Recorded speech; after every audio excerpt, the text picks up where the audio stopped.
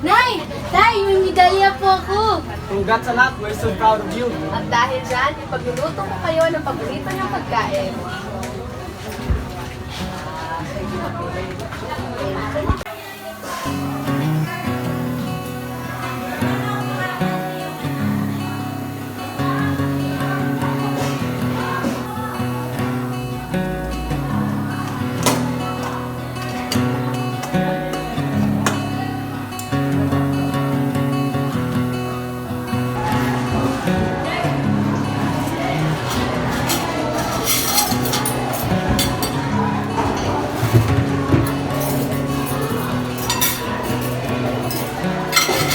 Mahal, anak, halina kayo, kakain na tayo.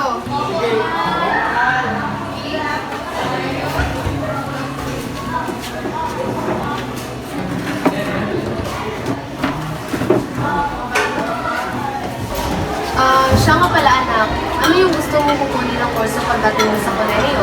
Siguro I want to be a doctor. Gusto ko kasi matulungan yung mga tao. Tamang desisyon yan, anak.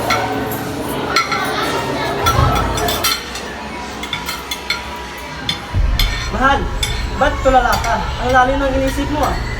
Bakit po, mama? Wala lang to. Kukunin ko muna yung email natin.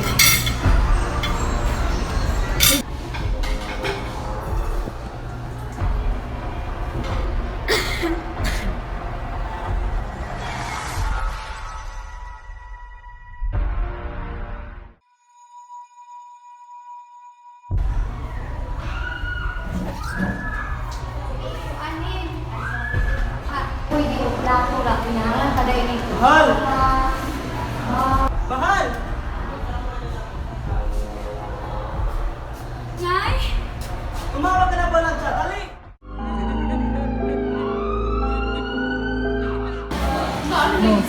Dok, kamusta na po yung asawa ko?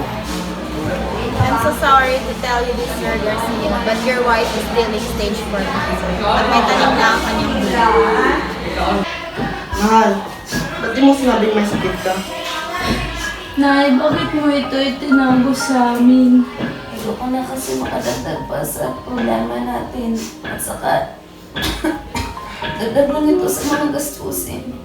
Basta, ang importante, alagaan namin yung mga sarili, ha? Saka, anak, huwag mo pagbabiyaan yung tatay mo. Sumikap ka sa pag-aaral. Anong ganyan na? At saka, tatay, alagaan mo ng mabuti yung anak natin, ha? Lagi yung tatandaan na mahal ay mahal ko kayo. Nay! Mahal? Nay! Dok! Dok! Nay! Nay, gumising ka, Nay! Nay! Nay, gumising ka, Nay! Tay! Si Nanay, Tay! Nay!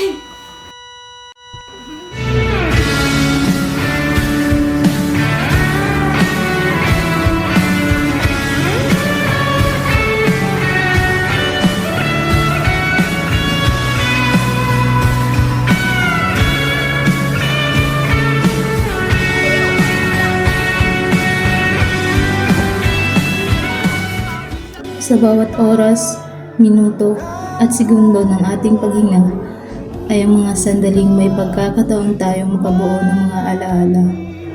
Wala mang permanente sa mundong ito, subalit ang mga bawat sandali ay mananatili sa ating mga puso't isipan.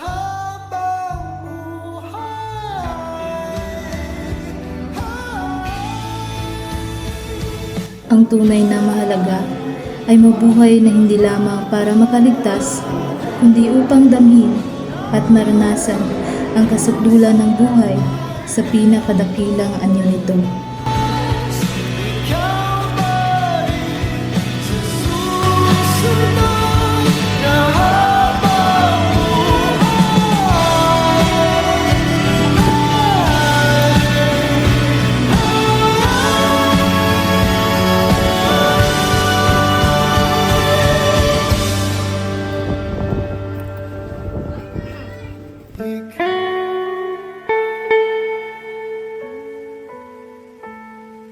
Oh.